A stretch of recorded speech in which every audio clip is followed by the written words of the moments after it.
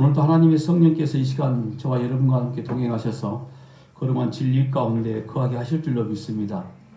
우리의 찬양이 우리의 신앙 고백이 되게 하시고 그 고백 가운데 오로지 주님만을 바라볼 수 있는 그 믿음으로 저와 여러분 가운데 분명히 임할 줄로 믿습니다.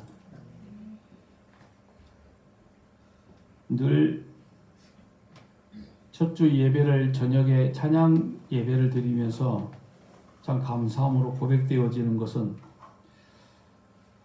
한 장 한 장, 한 구절 한 구절, 한마디 한마디 그 찬양의 소리가 때는 우리의 마음을 울리기도 하고 우리의 신앙 고백이 되어지기도 하고 참 주께서 원하시는 복된 그 은혜의 자리가 분명히 되어지는 줄로 믿습니다. 나의 평생에 가장 복된 일, 내가 예수님을 만난 것이라. 그 찬양을 아무리 불러도 참 감사한 노래이죠. 오늘 저와 여러분의 신앙 고백이 되어지길 바랍니다. 믿어지세요? 오늘 저와 여러분의 평생에 가장 복된 일, 예수 그리스도가 저와 여러분을 찾아오셔서 오늘도 우리가 예수님을 만난 것이라. 그런데 여러분, 그 찾아오신 예수 그리스도 가장 복된 길이다 이렇게 말씀을 하는데, 성경을 보고 설교를 듣다 보면 도무지 합당한 것 같지 않는데, 분명히 하나님의 놀라우신 부름 가운데 이 자리에 오늘 저와 여러분이 앉아 있는데, 말도 안 되는 그런 말씀 가운데 오늘 우리에게 순종과 복종을 요구할 때가 있단 말이죠. 로마서 13장에 이런 내용을 보니까 사도 바울이 당시 로마의 최고의 권력자인 우리가 잘 알고 있는 대로 네로 황제가 지배할 때에 기독교인들의 핍박이 아주 극에 달았을 때 아닙니까? 믿는 자들을 붙잡아서 가로등 대용으로 불을 붙여서 몸에 그릇에 쓰기도 하고, 뒷뜰을 환히 밝혀 보여주는 사람을 태워서. 그런데 사도 바울이 왜 그런 황제, 그런 정권 거기에 복종하라 이렇게 말했을까요? 참 이해가 되지 않죠. 그리스도의 사랑으로 들고 일어서서 그들을 쳐 부셔라고 차라리 말씀을 하시든지, 그러면은 앞에 뛰어나가서 할 것도 같은데 그렇게 하지 말고 복종해라. 내가 예수 그리스도를 만난 게 가장 복된 길이라고 우리가 신앙 고백을 하는데, 우리의 삶 속에서 말도 되지 않는 일들이 막 벌어지고 이루어지고 있다는 거죠. 그런데 거기에 우리 주님께서 말씀하시기를 그 상황에 따라가라, 복종하라 이렇게 말씀하신다는 거예요. 아시죠? 예수님께서 성전에 들어가셨을 때에 타락한 성전의 성전세를 받는 자들에게 뭐라고 말씀하셨습니까? 성전세인 속전을 반드시 주어라. 지불하라고 말합니다. 그들이 하는 일들이 정말 불합리하고 그들이 성전세를 받는 것 자체가 하나님을 능멸하고 때로는 말씀 가운데 있지 않는 행동임에도 불구하고 그들이 지금 세금을 받을 자리에 있으니 그냥 일단 줘라 이거였어요. 이와 비슷한 말씀이 예수께서 산상수훈에서 이렇게 말씀합니다. 마태복음 5장 41절 말씀 보니, 또 누구든지 너로 억지로 오리를 가게 하거든 그 사람과 어떻게 하라고요? 심리를 동행하고. 아니 이게 말이 되는 일입니까? 근데 여러분, 이 말씀에 대한 근거를, 역사적인 근거를 보면은 더 사실은 말이 안 되는 거예요. 여러분, 이 말씀의 취지는 누가 우리 주변에 있는 사람들이 무리한 요구를 좀 한다 할지라도 너희가 들어줄 수 있으면 좀 들어주어라, 이런 쪽으로 우리가 그나마 해석을 하고 있었는데, 이 말씀에 역사적인 근거가 있어요. 어떤 거냐면은 당시 로마가 식민지를 다스렸을 때 그들을 불러내서 부역을 시키고, 즉 노역을 시키는데 오리 이상까지는 일을 시키지 않았대요. 굉장히 신사적인 나라였죠. 그런데 그 로마 압제하에서 이스라엘 백성들을 이끌고 나가면서 오리까지 가서 너희들 이거 해야 돼 라고 말하면 심리까지 가서 해버려. 이게 예수님의 말씀이었어요. 완전히 민족 반역자 아닙니까? 그 시대의 민족주의자들이 봤다면은 예수는 민족 반역자인 거죠. 왜 가끔 성경은 여러분 이렇게 불합리한 것들을 인정하고 그리고 그냥 거기에 순응하라 이렇게 요구하고 말씀하고 있을까요? 혹시 어떤 이유인지 아십니까? 여러분 그리스도인의 삶에서 진짜 중요한 것은 모든 일들이 인간과 인간관계가 아니라는 겁니다. 오늘 우리의 삶의 가장 중요한 핵심은 뭐냐면 우리와 하나님과의 관계 문제라는 거죠. 그 인간과의 관계의 문제는 할 수 있을 만큼 전부 다 해버려.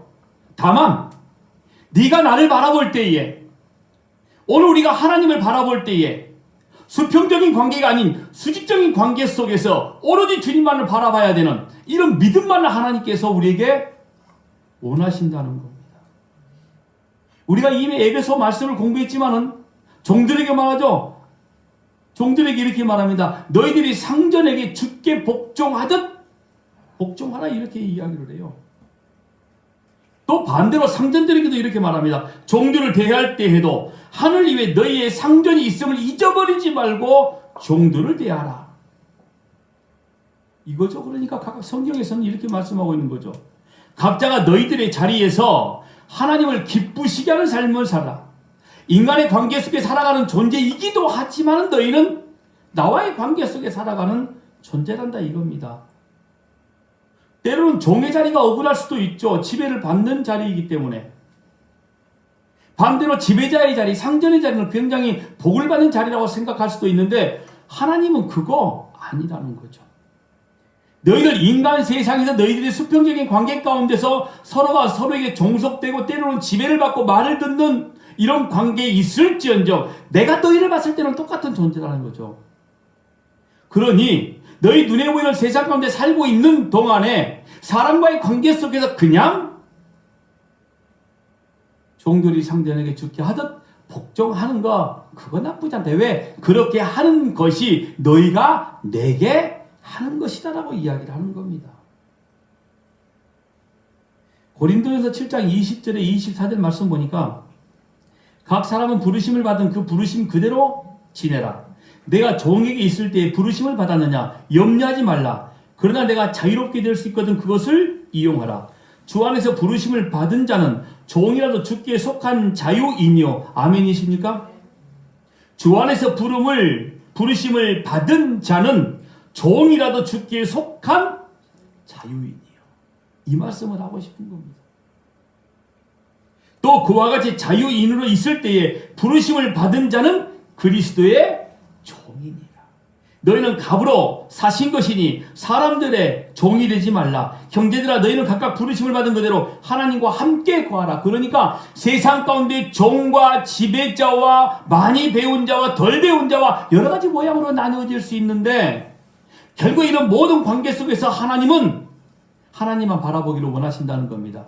인간과 인간 관계 속에서도 하나님의 은혜가 임하기를 원한다는 거죠. 너희가 상전을 섬기듯이 나를 그렇게 섬기는 결과가 될 것이다 라고 이렇게 말합니다. 그게 부당하고 그게 때로는 말이 안 된다 할지라도 여러분 그리스도인에게 있어서 세상에서의 신분과 계급 그다지 중요한 게 아니라는 거예요. 지금 왜요? 말씀하죠. 그들은 그리스도 안에서 모두 다 자유인이라고 지금 말씀하고 있잖아요. 여러분 그리스도인들에게 오늘 저와 여러분에게 세상의 가치와 힘이 분명 편하기는 하지만 그것이 중요하지 않다라고 이야기하는 거예요. 다시 말해서 오늘 성경은 우리에게 어떤 상황 속에서 하나님과의 바른 관계가 정립되어지는 게 그것이 우선적이라는 겁니다. 거기에 대해서 훈련하고 연습하고 열심히 진력하여서 하나님의 뜻에 합당한 자, 하나님의 관계 속에서 온전하게 이루는 자, 그 삶을 살아내라고 말하고 있는 겁니다. 그렇게 살아내는 것이 영원한 나라를 준비하는 삶 속인데 오늘 우리 눈에 보이는 수많은 환경과 여러 가지 일들, 그런 일들을 통해서 하나님의 나라가 이루어짐을 너는 보고 있어야 돼. 왜? 너는 내 안에 있는 자유자니까. 세상과 같지 아니한 자이니까. 여러분, 세상에 속한 자들은 일단 높은 자리에 올라가야 되는 게 당연한 겁니다. 왜? 자기가 지배자에 있어야 무언가 얻어낼 수 있는 게 많거든요.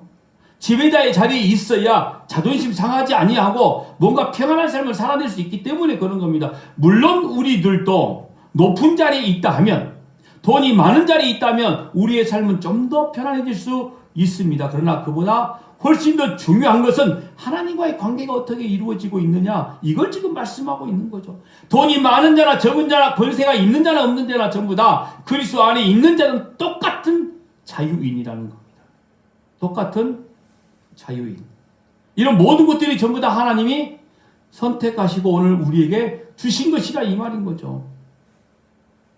여러분, 그렇다면 하나님께서 자기 자녀에게 허락하신 그 상황과 조건, 오늘 현재 지금 내가 속해 있는 상황, 내가 속해 있는 이런 모든 조건, 이것은 하나님의 뜻에 맞게 양육되어져 가고 성숙되어져 가고 있는 그런 과정이란 말이에요. 오늘 낮에 제가 이런 질문 드렸죠. 억울하십니까? 어째 지금도 억울하십니까? 생각해 보세요. 조금 더 좋은 자리, 더 많은 사람, 높은 지위 있으면 얼마나 좋겠습니까? 그런데 현재 내 상황이 그렇지 못한 것도 하나님이 이 상황을 통해서 하나님께서 하나님의 자녀임을 증명하고자 한다는 거죠. 그 안에서 오늘 우리가 자유인이라는 사실을 너희는 절대로 잊어버리지 말라. 바로 이런 말씀을 하는 겁니다.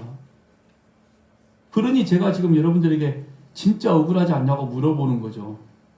왜요? 가끔 저는 억울할 때가 있거든요. 여러분들은 저보다 믿음이 훨씬 더 좋아서 전혀 억울하지 않다라고 아멘을 하시지만 저는 가끔 억울할 때가 있습니다. 솔직히 말하면 종종 있습니다. 교인들이 좀 더 많으면 얼마나 좋을까? 아니, 왜 안 보내주시는 거야? 그래도 어쨌든 내가 사기 안 치고 거짓말하지 않고 진리를 말하려고 무던히 애를 쓰고 아둥바둥 하는데 그것 좀 미쁘시게 봐주셔서 좀 듣는 사람들이 조금 더 말하지면 얼마나 좋을까? 근데 하나님은 이렇게 말씀하시는 거죠. 네 자리가 현재 네가 가장 자유할 수 있는 자리야. 그러고 보니 교인이 많아지면 제가 조금 더 놀 수 있는 시간이 줄어들 것 같아. 그래서 그러시는 건지. 여러분, 성경의 관점은 우리에게 주어진 이런 모든 이 땅에서 신분과 지위, 하고 있는 일, 많이 가지고 적게 가짐, 이거 절대 중요하게 말씀하고 있지 않다는 거예요. 그냥 맡겨진 그 자리에서 열심히 우리 주님이 원하시는 대로 그냥 그 자리에서 충성하다 보면 하나님이 저와 여러분을 통해서 원하시고자 하는 장성한 분량에 이르는 믿음이 나타나게 된다고 하는 이런 거 아닙니까? 그러니까 우리가 서 있는 자리에서 최선을 다하는 거라는 거죠.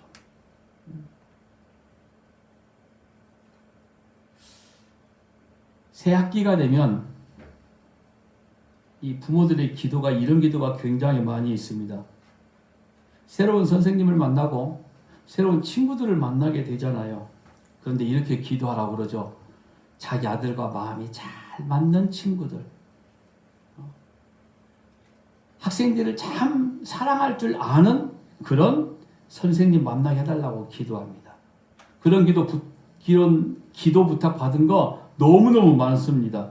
불과 며칠 전에도 제가 그런 기도를 부탁을 받았거든요. 그래서 제가 이런 소리 해줬습니다. 어떤 기도 부탁을 또 해왔냐면, 직장 생활하는데 너무 상사들이, 직원들이 갈군데요. 그래서 좀 그 부서를 좀 옮겼으면 좋겠고, 혹시 또 옮겨졌으면 정말 내 아이와 마음이 잘 맞는 사람들이 만나서 일하는데 좀 마음고생하지 않고 스트레스 받지 않고 일했으면 참 좋겠다는 거죠. 직장인들의 기도, 이런 기도 아닙니까? 결혼을 앞둔 청년들의 기도는 또 이런 기도죠. 무슨 기도입니까? 좋은 배우자 만나게 해달라는 거. 기도하세요. 그렇게 하셔도 됩니다. 그런데 한번 살짝 바꿔보자고요. 좋은 선생님, 좋은 친구 만나게 해주세요가 아니라 내가 좋은 학생, 내가 좋은 친구 되게 해주세요. 내 아들이. 좋은 배우자감으로 내가 서 있게 해주세요. 좋은 상사, 편안한 동료 직원, 내가 차라리 그냥 말 잘 듣는 하급 직원 되게 해주세요. 이게 더 훨씬 빠르다는 거예요. 아니 생전 모르는 생판 성격, 환경 아무것도 모르는 사람 바꿔달라고 기도한 것보다 내가 나를 너무너무 잘 알고 있으니까 내가 차라리 바꿔지는 게 훨씬 낫지 않을까요? 그 기도 응답 빠릅니다. 상대방이 바뀌어달라고 하는 기도 응답 아주 더디 올 수 있습니다. 1년 가도 안 될 수도 있고요. 평생 시집장가 못 갈 수도 있습니다. 하면은 빨리 바꾸는 게 낫다는 거죠. 제가 그렇게 기도 한번 해보시죠 그랬어요. 하나님은 내가 만나는 사람들이 얼마나 내 삶에 내 삶 속에서 이익되고 유익되어진가 이것 지금 관심 없다니까요.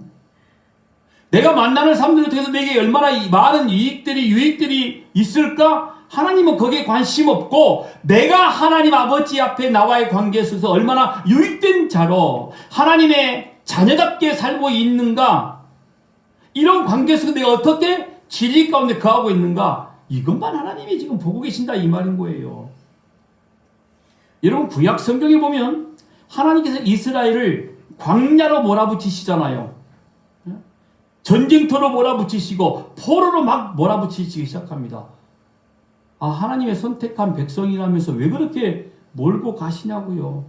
간단한 문제 아니었습니까? 하나님이 그냥 애굽 땅에 살고 있는 애굽의 모든 족속을 다 죽여버리면 끝.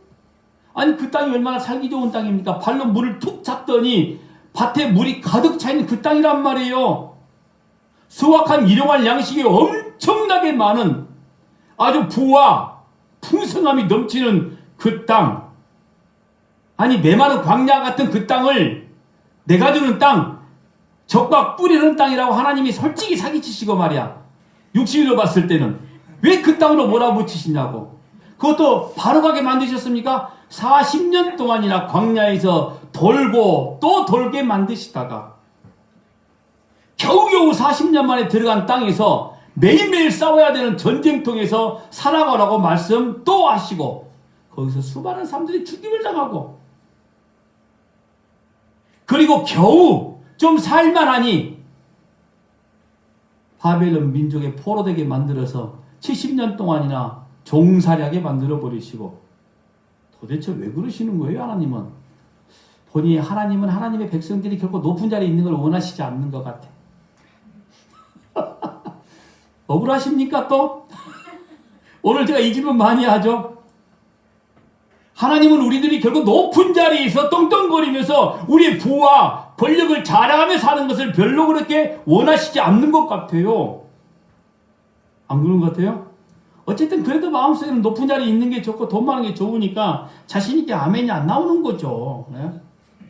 하나님은 하나님의 백성들이 광야에서 천막을 치고 살아가고 힘들게 목 축여가며 아주 힘들게 먹어가며 메마른 메추라기 고기 뜯어가며 그렇게 살아가면서 그래도 너희들 마음속에 내가 있느냐 이걸 지금 자꾸 확인하기를 원하신다니까요. 아니 오늘 우리의 인생이 광야인 거죠.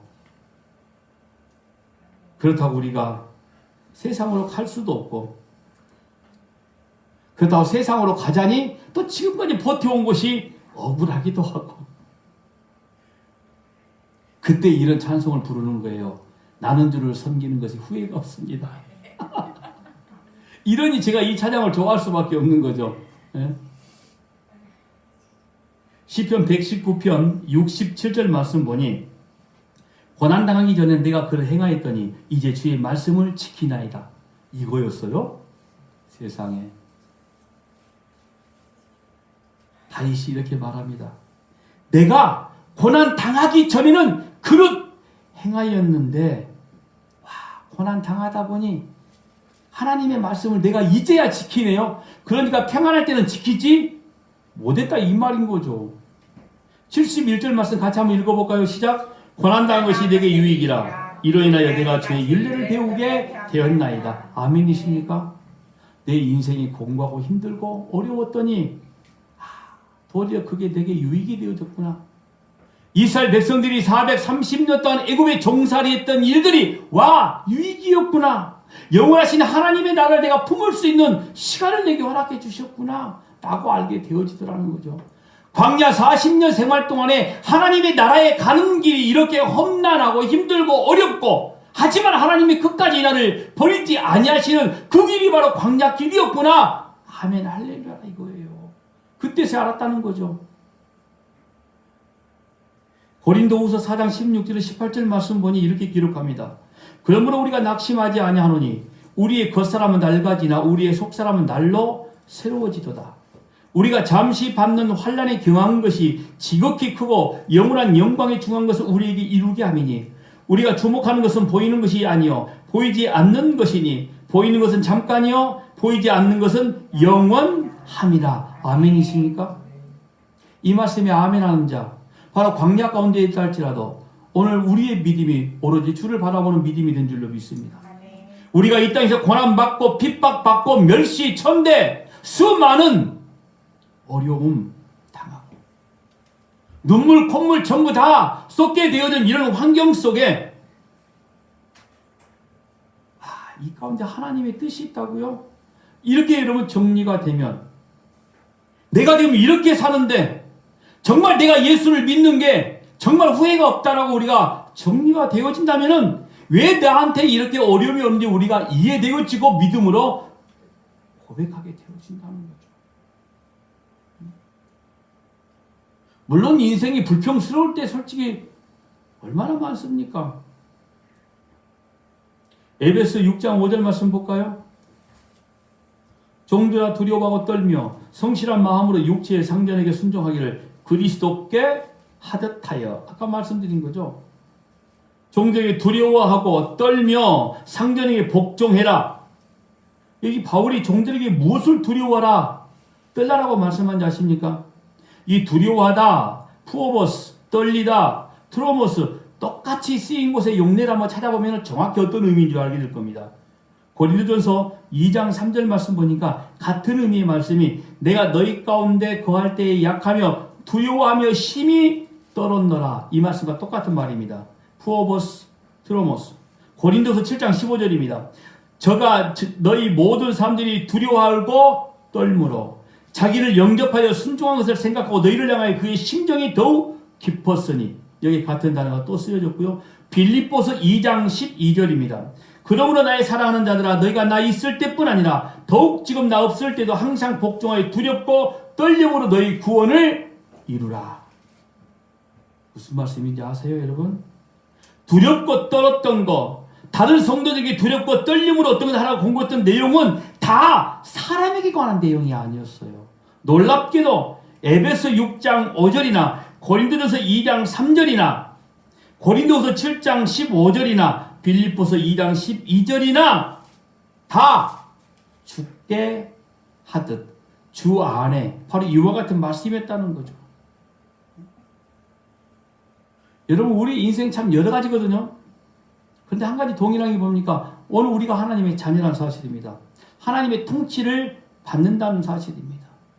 많이 배웠던, 덜 배웠던, 물질이 풍성하게 많던 적던, 우리는 모든 일에 하나님을 두려워한 마음으로 불평이 아닌 현실 속에서 하나님을 바라보자는 내용이었습니다. 이게 두렵고 떨림으로 이렇게 말하고 있는 거죠. 사람에게 말한 이런 내용이 아니었어요. 예수 안에 있는 두렵고 떨림으로였습니다. 여러분, 히브리서 11장에 우리의 믿음의 선배들은 항상 하나님이 모든 것들을 경영하시고 모든 것들을 만드시는 그 턱 가운데 있다라고 고백을 했던 선배들이었습니다. 그러니까 자기들에게 주어진 인생들은 예수 그리스도 안에 있다라는 고백이었습니다. 그 가운데 부한 자도 있었고 가난한 자도 있었고 많이 배운 자, 적게 배운 자, 모든 사람들이 전부 다 있었지만 불평과 자만이었고 오로지 주를 바라보는 믿음으로 이 두렵고 떨림으로 그와 같은 상황을 잘 지켜냈다라고 이야기를 하고 있는 겁니다. 그게 바로 히브리서 11장 믿음의 조상들의 믿음에 대한 이야기였습니다. 오늘 여러분들의 환경, 어떤 환경이든 오늘 우리가 서 있는 땅들이 바로 하나님의 나라이고 성령 충만한 자의 그 자리임을 믿으시기 바랍니다. 오로지 주의 부르심 가운데 후회하심이 없었고 오늘도 후회하심 없는 그 부르심 가운데 선택된 오늘 우리의 모습 주만 바라보는 믿음이 되어지길 바랍니다. 상황이 힘들고 어렵고 고난스럽고 이 상황이 속히 지나가기를 우리는 간절히 기도하지만 때로는 그 삶 속에서 하나님의 관계를 원하신다고 그러면 먼저 주를 바라보는 믿음이 되어지기를 바랍니다. 혹시 압니까? 우리가 믿음으로 주를 바라봤더니 어려운 환경이 바뀌어질는지 더 이런 기대를 하고 기도하면 안 된다고 그랬죠. 어쨌든 약사만 기도가 필요한 때입니다. 오직 주만 바라보는 지금까지 우리 인생을 돌아보니 벌써 2022년이 12월 첫 주 찬양 예배를 이렇게 예배를 드리고 어떻게 지나왔는지 힘들고 어려운 상황도 분명히 있었을 것이고 때로는 기쁨의 웃음이 풍성함의 웃음이 있을 때도 분명히 있었고 우리 인간은 세상에 이런 일들에 우리가 울고 웃고 하지만은 그 가운데 하나님이 원하시는 것은 나를 바라보라는 거였습니다. 잘 마무리하시기 바랍니다. 오로지 주님만을 바라보는 12월이 되시길 바랍니다. 오로지 주님과 함께 동행하는 2023년이 오늘 우리 인생 가운데 시작되어지기를 원합니다. 그리함으로 주 앞에 영광 가운데 날마다 우리의 삶 속에 예배가 이루어지는 복됨이 나타나기를 주의 이름으로 부탁합니다.